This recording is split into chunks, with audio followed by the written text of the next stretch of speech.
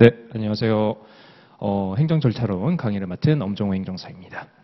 저번에 2022년 기출문제 때 한번 배웠던 것 같아요. 그래서 이번 시간에는 2023년 행정 절차론 기출문제 관련해서 우리가 간단히 언급을 한번 하고, 우리 어차피 기출문제 공부하시는 분들은 기본적으로 내용들은 어느 정도 알고 계시는 분들이기 때문에 너무 깊숙하게 내용을 언급하진 않도록 하겠습니다. 그래서 간단하게 우리가 답안 작성이라든지 또는 어떤 내용이 나왔는지 한번 체크하고 넘어간다고 보시면 되는 거고, 그리고 어쨌든 제가 저번 시간에 말씀드리진 못했지만 문제의 유형에 대해서 말씀을 드리면서 최신 판례도 몇 개 소개시켜 드릴 겁니다. 그래서 사실 최신 판례라기보다는 중요 판례가 되겠죠. 이렇게 보고 가시면 될 것 같아요. 자, 그래서 2023년 작년 시험이 되겠죠. 그때는 어떤 문제가 나오냐 했더니 당연히 첫 번째 문제 사례형으로 나왔고, 이 사례형의 내용은 행정절차법, 행정절차론의 핵심이 되는 법이 되겠습니다. 이름도 행정절차론이죠. 그렇기 때문에 행정절차법이 언제나 사례형으로 나왔었고 제일 많은 40점의 비중으로 나왔고 똑같은 유형으로 나왔다라고 보시면 되겠습니다. 그리고 제가 볼 때는 우리 2023년 기출의 특징은 2022년의 내용도 굉장히 많이 갖고 왔다라고 보시면 되겠습니다. 즉, 한 번 나왔다고 해서 그 다음 시험에 나오지 않느냐, 그게 아니라 흔히 말해서 우리가 A급, B급, C급 이렇게 문제를 나누죠. 또는 내용을 나누는데 거기서 중요한 A급이라든지 또는 뭐 S급 이쯤 되는 중요한 내용들은 결국에는 반복해서도 나오는구나라는 거 꼭 알고 가시면 되겠습니다. 그래서 어떤 내용이 저번 시험에 나왔기 때문에 이번에는 나오지 않겠지 하고 했다가는 크게 낭패를 볼 수 있다라는 거 미리 말씀드리고 가겠습니다. 이제 기출문제 보시면 아시겠지만, 그리고 이미 보신 분들은 아시겠지만 이거 저번에도 나왔는데 라는 생각 많이 드실 거예요. 자, 문제 1번 내용 한번 보도록 하겠습니다. 제가 저번 시간에 우리 기출문제 볼 때 말씀을 드렸듯이 특히 사례형 같은 문제는 문제의 지문이 길기 때문에 문제를 먼저 보고 가자라고 말씀을 드렸습니다. 즉, 문제에서 요구하는 내용이 무엇인지를 알고 나서 사례를 읽는 거예요. 그래야지만 우리가 사례 읽고 그 다음에 문제 다시 읽고 또 문제에서 이거였네 하고 또 다시 사례로 올라가서 시간을 낭비하는 일이 없게 되겠습니다.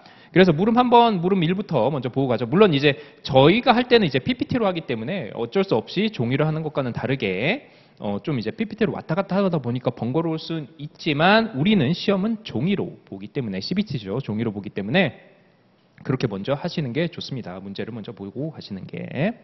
자, 물음 1번 한번 보도록 하죠. 행정청은 처분의 사전 통지 나오고 있네요. 우리 딱 봐도 느낌이 나오죠. 보통 행정절차법에서 중요한 내용이다 하면은 반드시 알고 가셔야 되는 게 의견 제출이라든지 사전 통지가 앞에 있겠죠. 그 다음에 청문, 공청회 이런 내용들은 반드시 알고 가셔야 되는 거고, 그게 지금 저번에도 나왔고 또 저번에도 나왔고 이렇게 되는 거예요. 현장 조사 당시 갑이 법률 위반 사실을 인정했네요. 그리고 진술도 했다. 그러면 결국에 나올 건 뭔가요? 그렇기 때문에 우리 사전 통지 안 했네, 행정청이, 이렇게 아마 나올 거예요. 그래서 해당 처분의 성질상 의견 청취가 현저히 곤란하거나 21조 사항 3호가 되겠죠. 명백히 불필요하다라고 인정될 만한 상황에 이유가 있는 경우로서 결국엔 안 했네요. 그래서 결국엔 행정청이 사전 통지를 하지 아니하여도 되는 경우에 해당한다고 주장을 한다. 이게 이제 행정청의 주장이 되겠죠. 그때 이제 이게 맞는지 우리가 보자라고 하는 거고, 결국 이 내용을 갖고 위로 올라가서 결국 우리가 답을 어떻게 하느냐에 대해서는 문제에서 얘기한 것처럼 사전 통지가 무엇인지 먼저 얘기를 해줘야 되는 거고, 그 다음에 사전 통지의 예외 규정을 우리가 잘 나열하는 게 어떻게 보면 핵심이 될 거예요. 왜냐하면 어쨌든 간에 우리가 결론의 논리를 세우기 위해서는 제가 계속 말씀드리지만 근거가 필요하다고 말씀드렸습니다. 그래서 제일 기본이 되는 근거는 뭐다? 첫 번째, 법조문이에요. 법조문, 법조항, 법조문 이런 것들이 되겠습니다. 그 다음에는 판례가 되는 거고, 그 다음에는 다른 교수님들의 의견, 즉 학설이 되는 거예요. 그 다음 이제 마지막에 검토예요. 즉 내 의견이에요. 내 의견은 한 줄 두 줄 쓰면 된다고 했습니다. 별로 중요하지 않아요. 결국에는 법 조항 그리고 판례 그다음 학설이다라고 이 순서대로 여러분들이 암기를 하시면 된다라고 말씀드렸습니다. 그게 바로 내 답안지의 근거가 된다. 이렇게 보시면 돼요. 자, 그래서 이제 문제로 다시 한번 올라가 보면 행정청인 A시장이 물론 뭐 행정청이 무엇인지 행정기관이 무엇인지 뭐 행정의 주체가 무엇인지 이런 거 다 다르지만 우리가 그런 행정학 시간 아니기 때문에 다 넘어가도록 하겠습니다.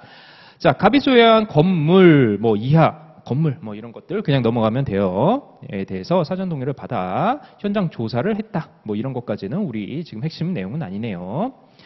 그래서 현장 조사 과정에서 뭐 이렇게 했더니 무단 용도 변경 사실이 인정되었고 뭐 진술도 했다. 그러니까 당연히 여기에 대해서 이제 시정 명령이 나오게 되겠죠. 행정청이.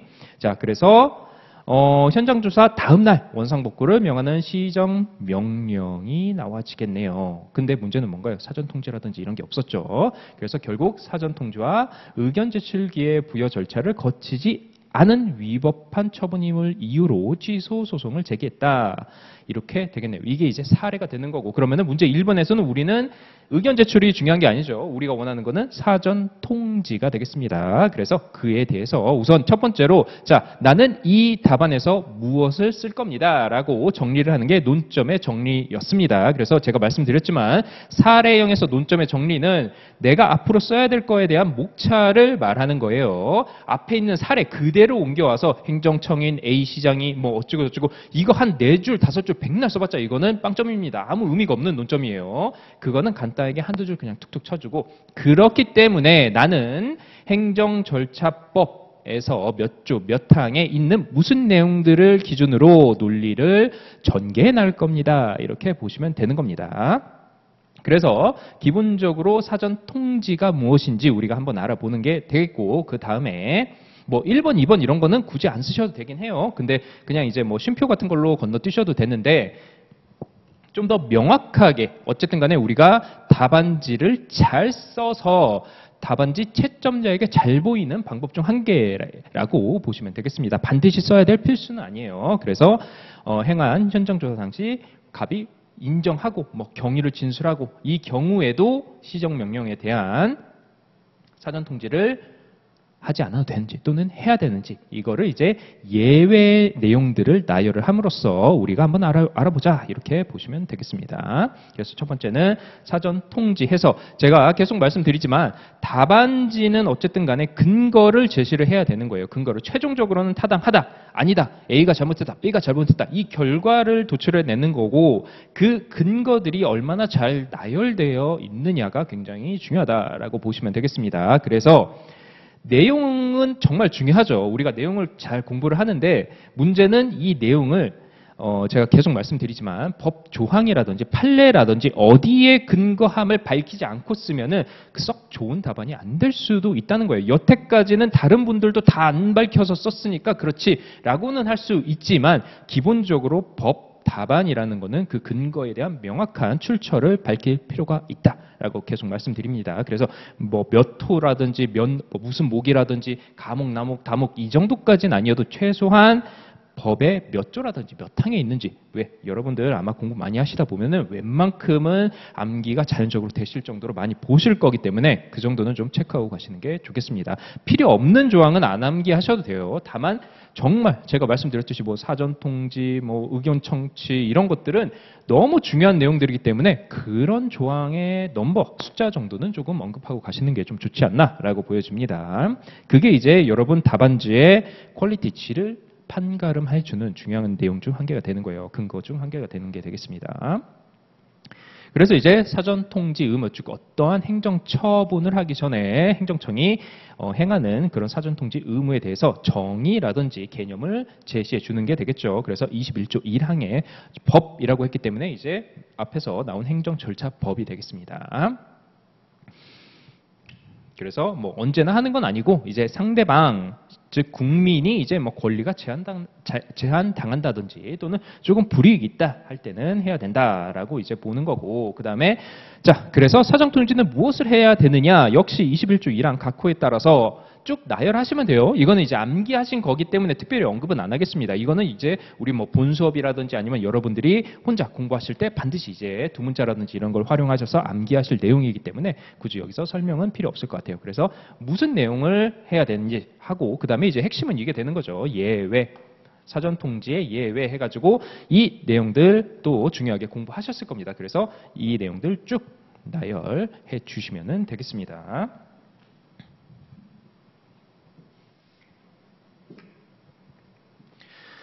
자, 그래서 그 다음에는 이제 통지 기간, 뭐 이런 거는 이제 사전 통지 관련해서 여러분들이 기억이 나면 부가적으로 이제 쓰시면 되는 거고 반드시 이걸 써야 되느냐? 그건 아니에요. 제가 볼 때는 이 기간 같은 경우에는 쓰면은 플러스 요소, 안 쓴다고 해서 뭐 치명적인 오답이다. 이 정도까지 아니라고 보여집니다. 그래서 이제 우리가 법 조항에 근거한 내용들을 제시를 한 거고 결론적으로 그렇기 때문에 사안의 해결에서는 자, 우리가 앞에서 내용으로 논점부터 계속해서 21조 1항, 21조 4항 뭐 이런 거를 언급을 했기 때문에 마지막도 일관성 있게 나와야 되는 거예요. 사안의 해결 해가지고 A시장이 갑에게 의무를 부과하거나 권익을 제한하는 처분을 하는 경우에는 미리 법 21조 1항에 정해진 사항을 통지해야 된다.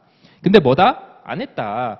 즉 갑이 근데 인정을 하고 뭐 경위를 진술하고 그런 경우라고 하더라도 해당 처분, 불필요하다고 인정되게 만한 이유가 있는 경우에 해당하지 않기 때문에 그렇기 때문에 이 주장은 타당하지 않다. 이렇게 해서 결론을 내시면 되겠습니다. 이게 이제 1-1문이 되겠죠. 1-1문의 내용이다. 라고 보시면 되겠습니다. 우선 계속 나가 볼게요. 2번은 앞에서도 봤듯이 이 문제로 다시 넘어가진 않도록 하겠습니다. 의견 제출 기회를 주지 않았다. 이거 역시 마찬가지가 되겠네요. 지금 이 두 개 사전 통지와 의견 제출 기회가 이 두 개가 동시에 이루어지지 않았기 때문에 한 문제 이렇게 각자 나오게 되겠습니다.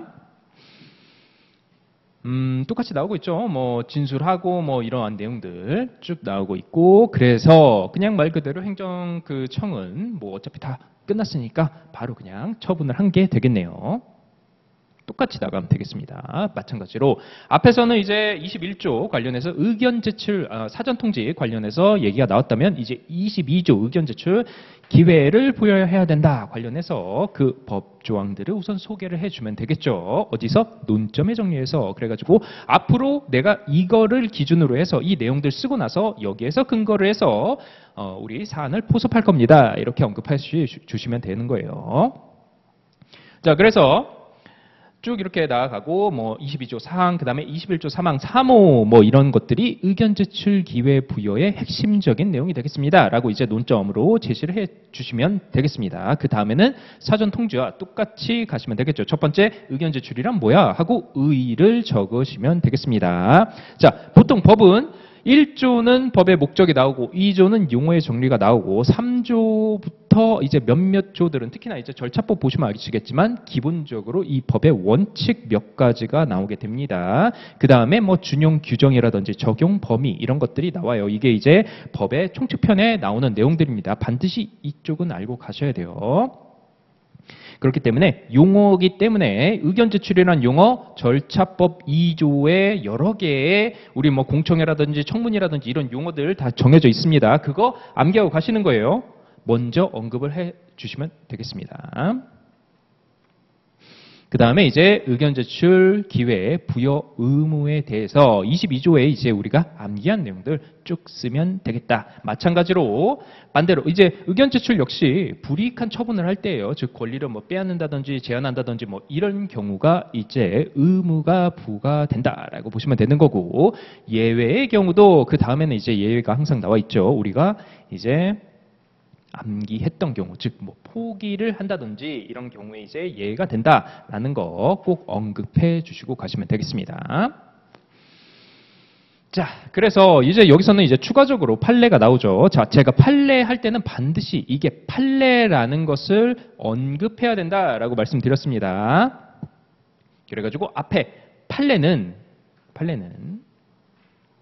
해당 처분의 성질상 의견 청취가 현저히 곤란하거나 명백히 불필요하다고 인정될 만한 상당한 이유가 있는 경우에 해당하는지는 해당 행정처분의 성질에 비추어 판단하여야 하며 처분 상대방이 이미 행정청에 위반 사실을 시인했다거나 처분의 사전 통지 이전에 의견을 진술할 기회가 있었다는 사정을 고려해서 판단할 것은 아니다라고 판시했다. 이게 이제 핵심이 되는 거예요.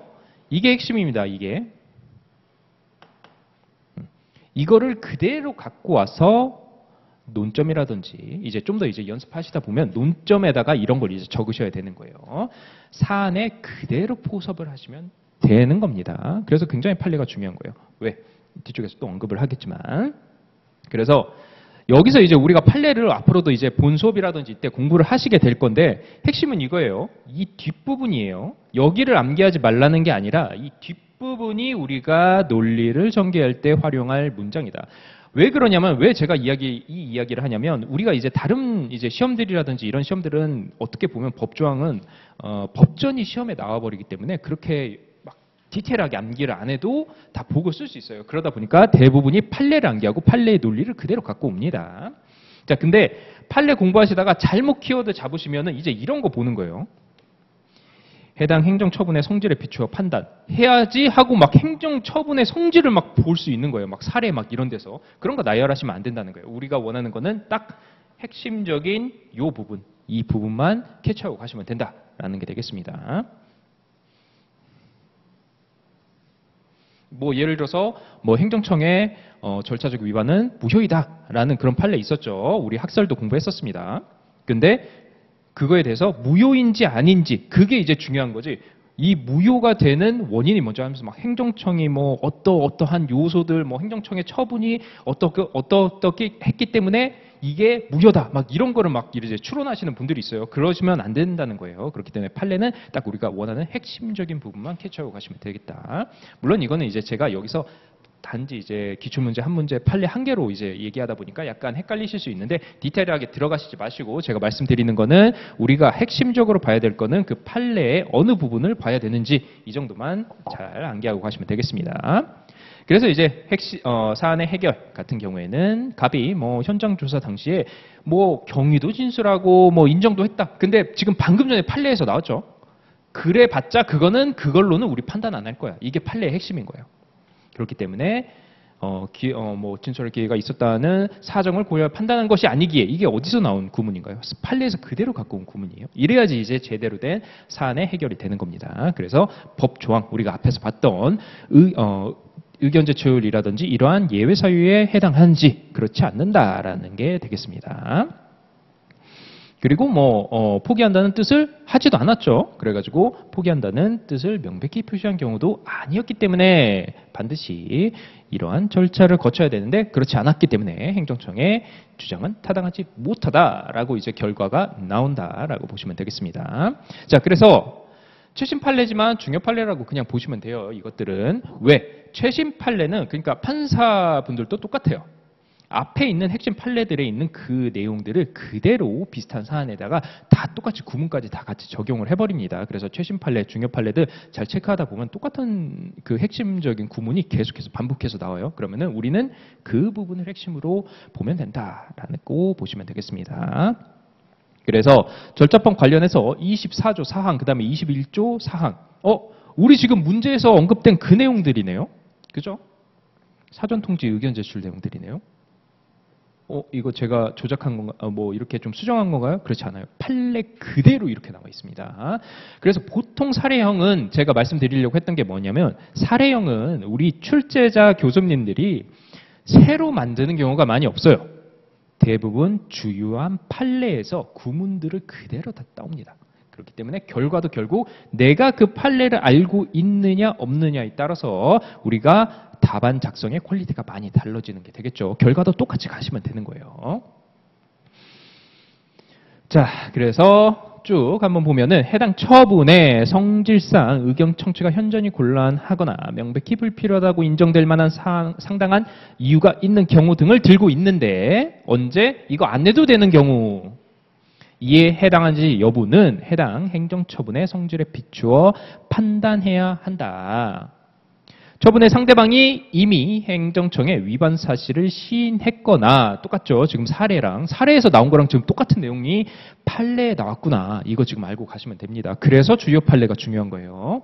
처분의 사전 통지에 이전에 의견을 진술할 기회가 있었다는 사정을 고려해서 판단할 것은 아니다 해가지고 결국에는 우리 사례형 문제 내용이 이 판례 그대로 갖고 온 거구나 이렇게 보시면 되는 거예요. 그러면은 우리가 원하는 바로 이 부분, 이 핵심적인 판례 이 문구만 암기하시고 가셨다 하면은 굉장히 높은 퀄리티의 답안이 나올 수 있는 거죠. 어차피 그 법 조문은 암기하셨을 테니까 그렇게 보시면 되겠습니다.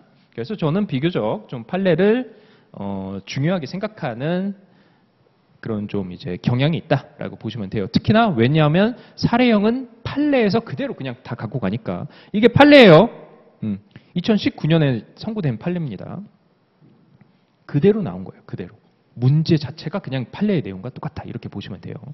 교수님들도 새 문제를 만들다 보면은 법적으로 모순되는 문제들이 정말 많이 나와요. 그러다 보니까 그러한 리스크를 조금 줄이기 위해서 사례형 같은 경우에는 주요 판례에서 그대로 끄집어 오는 경우가 많다. 결론은 우리가 판례 공부 열심히 하자. 뭐 이런 내용이 되겠습니다. 이제 점점 더 그런 경향이 만들어질 수 있어요. 왜냐하면 난이도가 이제 점점 올라갈 거니까 시험 문제의 난이도가.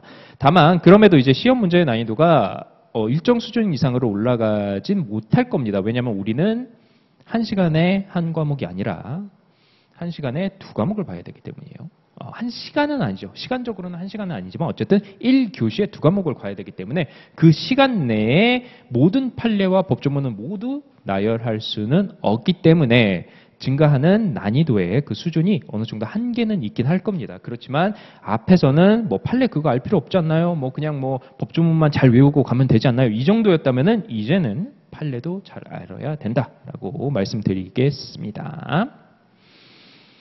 자, 문제 2번 나가보도록 하죠. 문제 2번 역시 우리 그 이전 했던 기출문제와 거의 똑같다고 보시면 되겠습니다. 당연히 정보 공개 관한 법률 중에서 무엇이 예외 사유에 해당하는지 잘 나열하고 그것에 해당하는가라는 거. 만약 그것에 해당할 경우에는 세트로 따라오는 게 있죠. 부분 공개 대상인지 아닌지 가능한지 이런 것도 체크해 보시면 되겠습니다.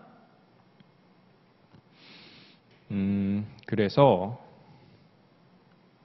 뭐 쭉 내려가 보죠. 뭐 이름과 주민등록번호 뭐 이거는 당연히 개인정보니까 제외가 될 건데 공개할 경우 뭐 이렇게 했다 해서 결국에는 비공개를 했다. 비공개 결정을 했다. 핵심은 이거네요. 비공개 결정을 했다. 결국에는. 그런데 비공개 정보는 맞는데 전부에 대해 비공개 결정하는 거 맞아? 결국 이렇게 문제가 나오는 거가 되겠네요. 그러면은 우리 답 예상이 되죠. 그렇지 않다. 왜? 비공개 결정된 그 비공개 내용들이 이러한데 법조문을 쫙 나열해 주시면 되는 거고 이거를 제외하고 부분 공개를 할 수 있기 때문이다. 이렇게 보시면 되겠습니다. 자, 논점의 정리 한번 보도록 하죠. 뭐 집행명세서 사본 공개를 청구한 바 어쨌든 간에 비공개 정보가 포함되어 있는데 자, 14조에는 부분 공개라는 게 정해져 있다. 근데 그냥 전부 비공개 결정을 해버렸네요. 그렇기 때문에 논리를 그렇게 피시면 되겠습니다. 그래서 정보 공개 원칙은 죄송합니다. 이거 1항이 아니죠. 1조죠. 1조입니다. 1조. 법은 공공기관이 보유 관리하는 정보에 대해서 이러이러함을 뭐 국민의 알 권리 이런 것들을 보장하고 어떠한 이런 것들을 목적으로 하는 바 해서 이게 이제 법에 나온 거예요. 무슨 법? 정보공개법에 나온 거. 그래서 제가 방금 전에도 말씀드렸듯이 법에 있는 총칙 부분, 즉 목적, 용어, 그 다음에 몇몇 원칙들 이런 것들은 반드시 좀 암기하고 가시면 좋겠습니다. 그리고 3조에 따라서 이것들을 공공기관이 보유 관리하는 정보는 알 권리 보장 등을 해서 사실 이제 여기서 제가 좀 더 이제 예를 들어서 이제 본강이라면은 저 같으면 여기서 국민의 알 권리 관련한 헌법 내용도 언급을 드릴 겁니다. 그렇지만 지금은 여러분들 그 정도까지는 모르셔도 돼요. 왜 헌법 내용을 언급을 드리냐면은 판례에 그게 나와요. 그래서 어쨌든 이 앞에 있는 정보공개 원칙들 우리 법에서 공공기관은 정보공개법에서 남아있는 원칙들 여러분들 공부하신 거 잘 쓰시면 되겠습니다. 그 다음에 이제 부분 공개 내용이 되는 거죠. 그래서 법 14조에 따라서 공개 청구한 정보가 이제 비공개 정보가 있다. 9조 1항의 각 호에 해당하는 뭐 정보가 있다. 그러면은 혼합되어 있는 경우에는 이렇게 해야 된다. 그 부분만 제외하고 공개해야 된다. 이렇게 보시면 되겠습니다. 논점을 이렇게 잡으시면 된다. 그래서 사안의 경우에는 공개 청구에 대해서 의무가 있다. 공공기관은 의무가 있다. 어디서? 법 1조, 3조, 6조 해가지고 앞에서 언급됐죠. 그런 것들 의무가 있다. 이렇게 하는 거고. 그 다음에 법 9조 1항 해가지고 개인정보 뭐 이런 거 그 공개하면 안 되는 정보가 되겠죠. 이런 것들 이제 해당되는 개인정보가 있다고 하더라도 결국에는 우리는 부분 공개로 가야지. 그렇다고 해서 혼합돼 있다고 해서 그 모든 것들을 공개하지 않는 전부 비공개는 아니다라고 결론을 내리시면 되겠습니다. 이거 약간 순서가 바뀌었는데 관련 판례가 이거예요. 그 이제 정보공개법 관련 판례가. 그래서 여기서 그대로 그냥 갖고 왔다고 보시면 되겠습니다. 뭐 이제 앞에 나와 있는 내용들 딱 보시면은 여기도 그러니까 판례도 제시를 해요. 몇 조인지 9조 1항 6호 이렇게 다 제시를 합니다. 판례도 여러분들이 보시면서 법 답안지가 이렇게 써야지는구나 이렇게 좀 이해하실 필요가 있어요. 그래서 본문의 규정에 따라서 뭐 이런 것까지 우리가는 암기하실 필요는 없고 공개 대상이 되는 정보에는 이름, 뭐 주민등록번호 등 똑같네요. 그렇죠? 우리 문제에서 언급된 거랑 정보 형식이나 유형을 기준으로 비공개 대상 정보에 해당하는지를 판단하는 개인 식별 정보뿐만 아니라 그 외 정보의 내용을 구체적으로 살펴 이렇게 뭐 내밀한 뭐 비밀 등을 포함하고 있는 이런 것들, 이런 정보도 포함된다고 새겨야 하고 정보공개법 9조 1항 6호 단서, 다목 이런 것까지는 조금 무리입니다. 다 암기하기는 조금 쉽지 않아요. 그래서 해당하는지 신중하게 판단해야 한다 해가지고 이 문제에 관련 판례가 이렇게 나와 있다라고 보시면 되겠습니다.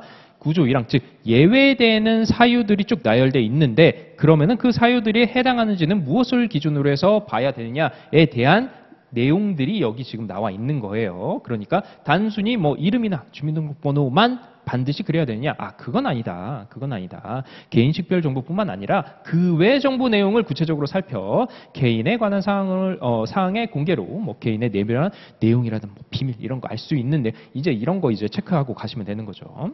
그 결과 인격적, 정신적 내면 생활에 지장을 초래하거나 자유로운 사생활을 영위할 수 없게 될 위험성이 있는 정보 역시 뭐 포함된다. 이런 정도로 보시면 되겠습니다. 그러니까 결국에는 우리가 그러면은 그게 뭔가요? 이런 거 막 암기하실 필요 없는 거예요. 그런 거를 막 따질 필요는 없고 문제가 나온다. 그러면은 이런 말들이 다 판례에서 따와서 문제 자체에 언급이 될 겁니다. 그러면은 우리는 그거를 바로 적용을 하시면 되는 거예요. 그래서 관련 이제 우리 그 정보공개 관련된 최신 판례는 여기 있었다라고 보시면 되겠습니다.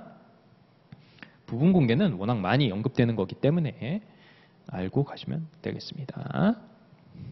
자, 이제 3번은 우리 그 관허 사업 관련된 거죠. 즉 인허가를 받는 사업을 하는 사람이 다른 법을 위반해서 과태료를 받을 경우에는 이제 어떻게 되느냐 이거 관련해서 문제가 나왔다라고 보시면 되겠습니다. 그래서 사업의 주무관청인 A 행정청으로부터 허가를 받았다. 근데 다른 이유로 B 행정청으로부터 과태료를 받았다. 그러면은 질서 위반 행위 규제법에 따라서 어떻게 되느냐라고 보시면 되겠습니다. 그래서 제가 말씀드렸지만 뭐 어떤 요건, 내용 이런 구체적인 것까지는 볼 필요 없는 게 여기도 다 나오죠. 요건과 그 요건이 충족되었다면 이런 거 다 전제로 나오는 거예요. 우리가 일일이 쉽게 말해서 뭐 행정심판을 우리가 직접 하거나 아니면 뭐 소송을 하는 것처럼 그 구체적인 내용에 대해서는 우리는 답안지 쓸 때는 알 필요는 없다. 그런 것들은 다 이미 제시가 된다라고 보시면 되겠습니다. 그래서 취할 수 있는 조치가 뭔가요? 라고 나와 있고 당연히 우리는 질서 위반 행위 규제법 이하 법 이렇게 하시면 되겠습니다. 52조 거기에 이제 카테고리가 있죠. 관허 사업에 관한 내용들 카테고리가 있습니다. 그래서 A 행정청으로부터 인허가를 받은 갑이 경영하는 사업에 대해서 취소할 수가 있다. 이런 내용이 있죠. 근데 문제는 뭐냐? 과태료는 B가 처분을 했는데 인허가는 A가 해줬다. 그러면 어떻게 해야 될까? 그 내용까지 이제 두 번째로 써줘야 되는 거죠. 자, 관허 사업에 제한해가지고 쭉 쓰시면 되겠습니다. 법 52조 해가지고 1항의 내용들 나오고 있죠. 행정청은 뭐 인가라든지 인허가 받은 것들에 대해서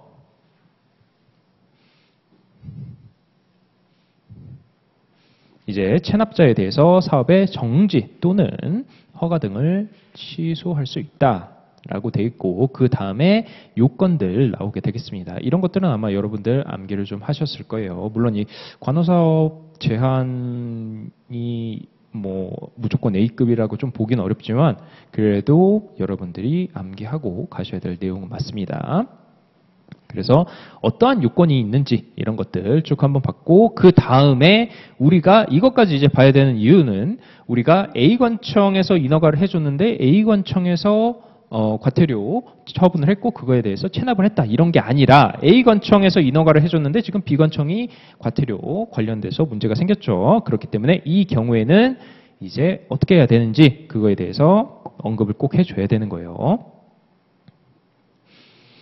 그래서 이제 B관청이 직접 A 행정청이 한 인허가에 대해서 직접 취소라든지 이런 거를 할 수는 없고 정지를 한다든지 취소라든지 이런 거는 절대 할 수 없고 요청을 해야 되고 그게 정당하다? 그러면은 반드시 이에 응해야 된다. 이 내용들 꼭 써주시면 되겠습니다. 자, 그래서 그 내용들 기반으로 해서 사안의 해결, 법 조항이라든지 이런 것들 잘 적어가면서 하시면 될 것 같아요. 그래서 결론적으로는 관어 사업의 제한 요건에 해당을 한다. 우리가 지금 문제에서 제시한 거는 그래서 그렇기 때문에 인허가는 취소될 수 있다라고 하고 그 다음이 우리 과태료 부과 행정청과 인허가 행정청이 다르기 때문에 직접 할 수는 없고 요청을 해야 된다라는 것까지 언급을 해 주시면은 좋은 답안이 되겠습니다.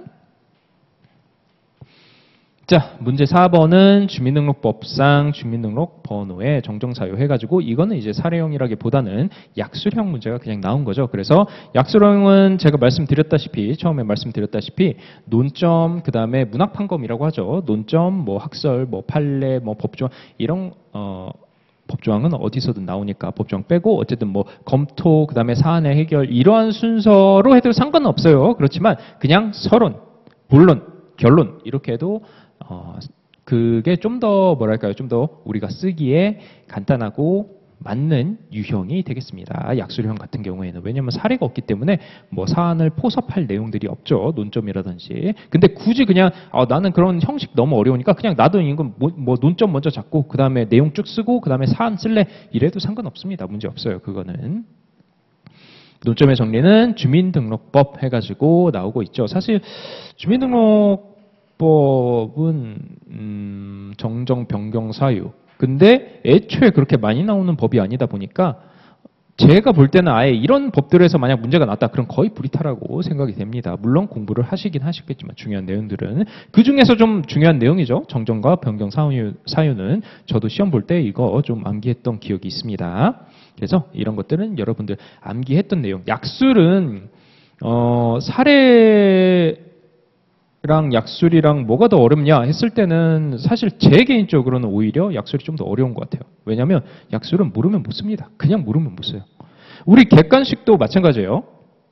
객관식도 막 뭐 당연히 지문이 굉장히 길고 내용이 복잡하고 이런 문제도 난이도 있는 문제이긴 하지만 딱 단답형이나 단어형으로 나오는 객관식 문제들도 굉장히 오답률이 높은 문제입니다. 난이도와는 조금 다르게 오답률로만 치면. 왜? 그런 문제는 근거가 없어요. 답을 찾아내. 뭔가 읽으면서 여기가 틀렸네 저기가 틀렸네 이건 뭐에 대한 얘기네 이런 근거 없이 뭐 그냥 말 그대로 예를 들어 1번이 A, 2번이 3번 C, 4번 D, 5번 E 해서 뭐 문제 뭐 다음 중 뭐에 대한 설명으로 옳지 않은 것은 해서 문장이 쫙 나오는 문제들이 있죠. 근데 그런 문제가 아니라 그냥 어떤 설명 딱 주고 이거를 지칭하는 단어는 무엇인가 해서 A, B, C, D, E 하면은 결론적으로 이거 모르면 그냥 틀리는 겁니다. 그래서 생각보다 객관식 같은 경우에도 짧은 문제들이 오답률이 조금 높아요. 아주 뭐 긴 문제들도 마찬가지게 되겠지만 긴 문제는 어떻게 보면 난이도 때문에 그런 거고 짧은 문제는 딱 이거 알면은 맞추고 모르면은 그냥 찍어. 약간 이런 느낌이 있습니다. 그래가지고 약술도 저는 약간 그런 느낌이 있어요. 그래서 사례는 뭐 어떻게든 근처에 있는 뭐랄까요 뭐 판례라든지 뭐 법조항이라든지 막 어떻게 좀 조합이라도 하면서 쓸 수는 있는데 그게 점수가 어떻게 나오든 근데 약술은 정말 말 그대로 딱 보시면은 정정사유와 변경사유에 관해서 설명하시고 그러면은 이거 만약에 암기 못했으면은 그냥 백지 내는 겁니다. 약간 그런 게 있어요. 그래서 저는 오히려 약술이 좀 더 알면은 점수 받기 쉽고 그런데 모르면은 오히려 정말 식은땀이 나는 그런 좀 문제가 아닐까라고 좀 생각이 들어요. 문제 유형이 아닐까. 그래서 이거에 대해서는 특별히 언급한다기보다는 여러분들 잘 암기하신 다음에 쭉 나열하시면 됩니다. 정정사유 해서 쭉 나열하시면 되는 거고 변경사유 해서 쭉 나열하시면 된다라고 보시면 되겠어요. 그래서 마무리를 지을 건데 사실 이제 이거는 제가 뭐 시험 관련해서 혹시나 이제 약술 문제 마지막으로 제가 하나 언급해 드리면은 시험 관련해서 다른 강의 때 아니면은 본강의라든지 이런 때 또 언급을 드리겠지만 이런 가족법이나 주민등록법 이런 것들은 우선 목적 그러니까 총칙 부분이죠. 목적이라든지 용어의 정리 이런 것들은 반드시 좀 암기하고 가실 필요가 있습니다. 왜냐하면 애초에 이 법 자체가 나오는 것 자체가 불이타예요. 알고 계시겠지만 여태까지 11회 시험이 진행되는 동안 한 문제, 두 문제 막 이렇게 나왔습니다. 각 법당. 그렇기 때문에 그냥 이 법에서 우선 나오면은 식은땀 나는 거예요. 거기다가 뭐 사례도 아니고 무슨 뭐 판례가 많은 것도 아니고 그냥 법 조항 외웠어 안 외웠어 딱 이렇게 나오는 거예요. 약술. 그렇기 때문에 뭔가 써야 되잖아요. 만약 내가 안 외웠다 그러면은 공백으로 낼 수 없으니까 총칙 부분 암기하신 다음에 거기라도 써서 내는 거예요. 그런다고 아무거나 쓸 수 없잖아요. 애국가 쓰고 막 이럴 수 없으니까 이 법의 목적 그 다음에 뭐 용어들의 정리 그 다음에 기본적인 원칙 최소한 이런 거라도 좀 언급을 먼저 해주시면 뭐 이거는 이제 다른 시간에 좀 더 자세히 말씀드리겠지만 그래서 이런 불이타 준비하실 때는 좀 포괄적인 내용들을 먼저 준비하실 좀 필요가 있다라는 거 말씀드리도록 하겠습니다. 그래서 이거는 정말 우리 딱 문제도 심플하죠. 정정과 변경사유 쓰시오 해가지고 여러분들 그냥 법 조문 그대로 옮겨주시면 끝난다 이렇게 보시면 되겠습니다. 네, 그래서 이번 시간은 여기까지 해서 마치도록 하겠습니다. 감사합니다.